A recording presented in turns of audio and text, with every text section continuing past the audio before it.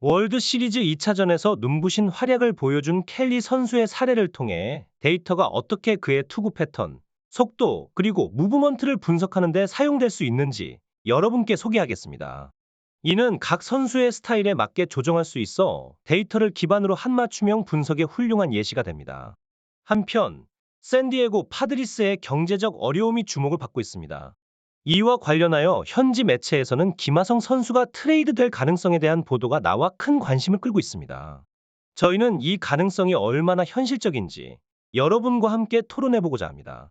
최근 애슬레틱의 샌디에고 담당 기자 데니스 리는 팀의 현재 상황과 향후 계획에 대해 보도했는데, 이 기사에서는 김하성 선수의 트레이드 가능성이 언급되었습니다. 샌디에고의 수뇌부는 최근 이정후 선수 영입 실패에 실망한 것으로 알려졌습니다. 이는 팀이 외야 자리를 메우기 위해 이정후 선수를 영입하려 했던 배경과 관련이 있습니다. 샌디에고의 제안 자체는 경쟁력이 있었지만 최종적으로 성사되지 못했습니다. 샌디에고 파드리스의 현재 재정 상황을 보면 흥미로운 전개가 나타나고 있습니다. 샌프란시스코 자이언츠가 제시한 1억 1,300만 달러의 거액에 비해 샌디에고가 제시한 금액은 상대적으로 낮다는 소식이 있습니다. 이는 샌디에고가 지출을 줄이려는 전략을 취하고 있음을 보여주는 것 같습니다. 이번 겨울 샌디에고의 페이롤 감축 기조가 명확히 드러나고 있는데, 내년 시즌의 목표 페이롤을 2억 달러 아래로 설정한 것으로 보입니다. 이러한 금액 설정은 또한 샌디에고가 세금 부담을 줄이기 위한 전략적 움직임일 수 있습니다. 2023 시즌 기준으로 샌디에고의 페이롤이 2억 5,500만 달러에 달했던 것을 고려하면 이는 상당한 감축입니다. 이러한 페이롤 축소는 트레이드와 선수 옵션의 미실행을 통해 이루어지고 있는 것으로 보입니다. 결과적으로 현재 샌디에고의 페이롤 감소는 1억 달러가 넘는 것으로 추정됩니다. 이러한 상황에서 샌디에고가 겪는 또 다른 문제는 사치세입니다. 지난 3시즌 동안 사치세 한도를 초과해 큰 페널티를 받아야 했던 샌디에고에게는 이제 재정 리셋이 필요한 시점입니다. 사치세 한도를 넘을 때마다 부과되는 페널티가 증가하는 것을 감안할 때 이는 샌디에고의 재정 전략의 중요한 요소가 됩니다. 이 모든 상황을 종합해보면 샌디에고가 이번 오프 시즌에 사용할 수 있는 예산은 대략 3천만 달러 정도로 예상되고 있는 것으로 보입니다. 샌디에고 파드리스의 재정 상황은 여러 가지 어려움을 겪고 있습니다. 첫 번째, 중개 권사의 파산과 더불어 지난 시즌에는 막대한 투자에도 불구하고 포스트 시즌 진출에 실패했습니다. 시즌 말미에 선수들의 연봉을 지불하기 위해 긴급하게 5천만 달러를 대출받는 등의 긴박한 상황을 맞이했습니다. 이러한 총체적인 난국 속에서 김하성 선수의 트레이드 가능성이 제기되는 것은 놀라운 일이 아닙니다.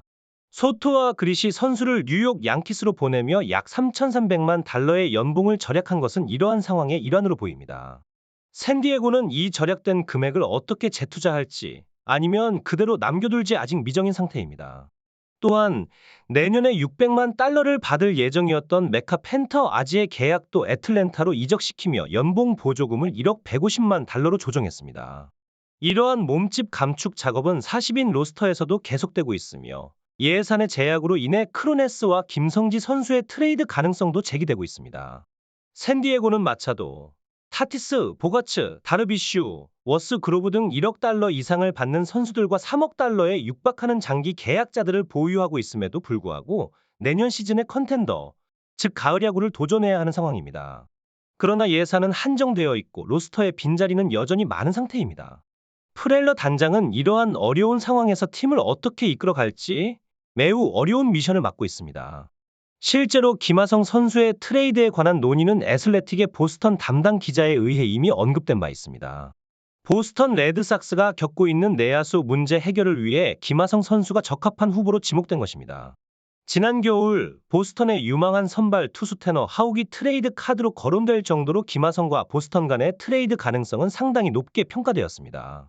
하지만 1년이 지난 지금 김하성 선수는 뛰어난 활약을 통해 자신의 가치를 한층 더 높였고 골드글러브 수상까지 고려하면 그의 가치는 쉽게 산정할 수 없는 수준에 이르렀습니다.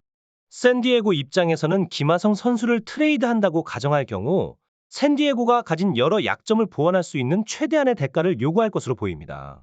특히 내년 시즌 후 FA가 되는 김하성 선수의 연봉이 800만 달러에 불과한 점을 고려하면 그의 기여도 대비 매우 합리적인 금액이라 할 수 있습니다.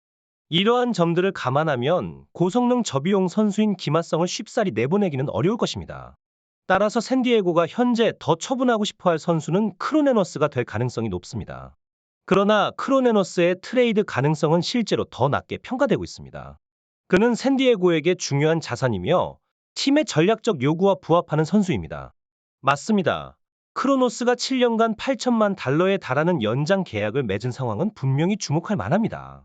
하지만 현재 그의 성적이 하락세를 보이고 있어 이를 받아줄 팀을 찾기가 쉽지 않을 뿐더러 연봉 보조 문제도 상당히 복잡한 조건을 내포하고 있죠. 이런 상황에서 김하성 선수의 트레이드 가능성을 완전히 배제할 수는 없습니다.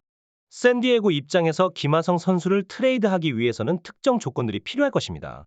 특히 샌디에고가 원하는 선수, 그 중에서도 외야 자원을 획득할 수 있는 상황이 조성된다면 이번 겨울에 트레이드가 이루어질 가능성이 있습니다.